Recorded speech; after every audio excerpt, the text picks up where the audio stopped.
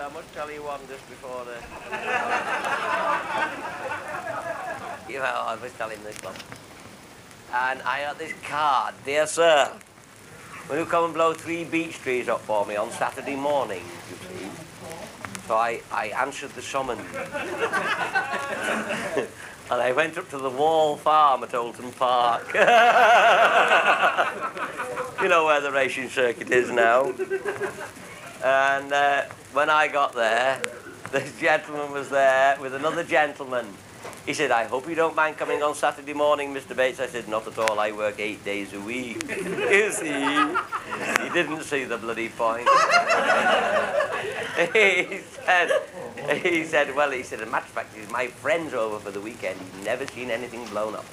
I thought, oh dear. What a bloody shame. You do, it runs through your mind, you don't tell them this. Anyway, you've got to look pleasant. So I said, oh dear, oh yes, hasn't he? Oh, well, we'll have to remedy that straight away. He said, well, he said, I've got 3 large beech trees, and he said, and I've had permission to remove them. You know, he said, I rent that ground in Oulton Park. Now, this was just before it was turned into a racing track. It wasn't many months before. So I said, all right then, let us go into the park, gentlemen. So this pair of buggers goes into the park and lets me lummoxing £50 weight of bloody gelling night on my bloody shoulder and me shovel and me bag of gubbins and costing. Anyway, we get into the park, and when we get in there, there's 3 bloody great beech trees, and there must have been about 20-odd ton of timber in each one. They were big. And it was at the time before the rabbits had myxomatosis, because, I tell you this, because the little buggers had burrowed underneath the 3 trees, you see. I'd only got to enlarge the orifice with my rabbiting tool, you see, and stuff the gelignite underneath. And also at that time there was 30 huts full of these displaced persons, Polish refugees and God knows what, in Oulton Park, where the paddock area is now. So once we got in there, I tell you this, and I was putting the explosive underneath the tree. I thought, well, I'll give him some stick, saying his friend never seen him blown up. I should have about £15 weight underneath each one, because at that time, if you remember, the Yanks weren't getting theirs off the ground. Anyway, so stuffed plenty of explosive underneath, you see, and I gave them my professional patter. How do you want them, gents? All at once or one at a time? So Fern's fences, one at a time. It'll last longer, you know. You a little devil he were, you know. Oh, just helpfully. Oh, look there, how disgusting. Looking down the field, and here's Oulton Park Pool and the stream. There's a steep bank up onto the paddock area. Well, those huts were up there then. Here's this couple on this side of this bloody bank. Springtime of the year, you know, in what they call a compromising position. Well, we can only see his bottom and her knee. And I think a little hint of jealousy was creeping in. Because old Fern says, set them off now, let's see what happens.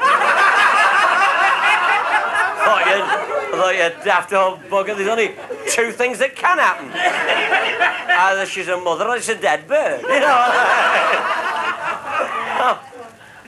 So we're whispering like 3 bloody schoolboys, and we're 200 yards away. All right, 5 seconds between each one, you know.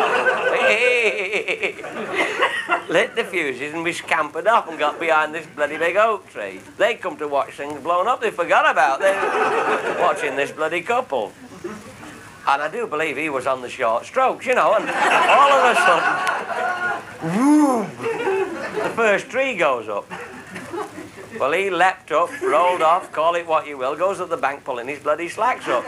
Left her semi-recumbent, you know, on this tusky grass, draws on the deck shell pink, you see. So what would she do? Pick them up and put them on, you know. I think in the excitement, and when they go back properly dressed into the camp, because they're only a few yards away, as you might say, down this back, she starts putting the buggers on. Well, that slope is about 1 in 3 up there, you know.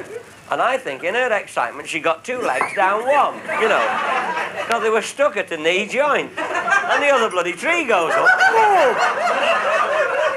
Well, she come bottom over bloody apex. Top to bottom. Fernald says, it's like a shot rabbit, roll straight down the bloody back. Fernald says, you've hit her, said, I've not touched her. He said, she'll drown if she goes in the brook. Said, it's deep there. I said, she will with the bloody legs tied together.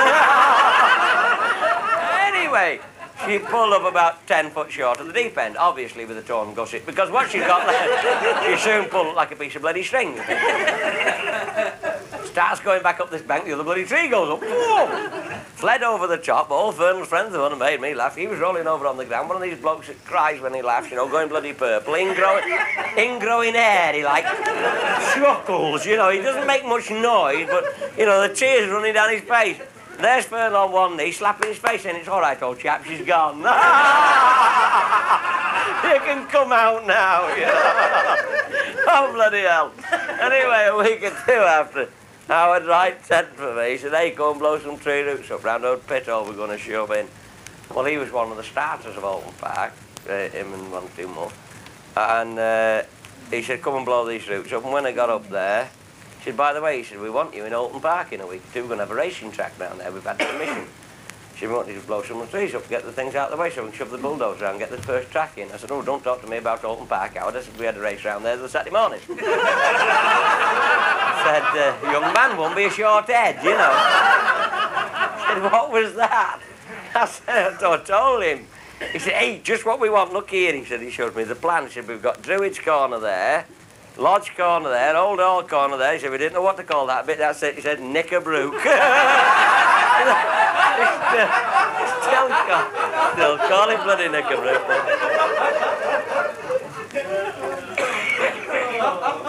Hey, good night. Now I was going to tell him about... Now was the time we used to go and blow this salt up, you know, at Venture Grosvenor, the works manager. And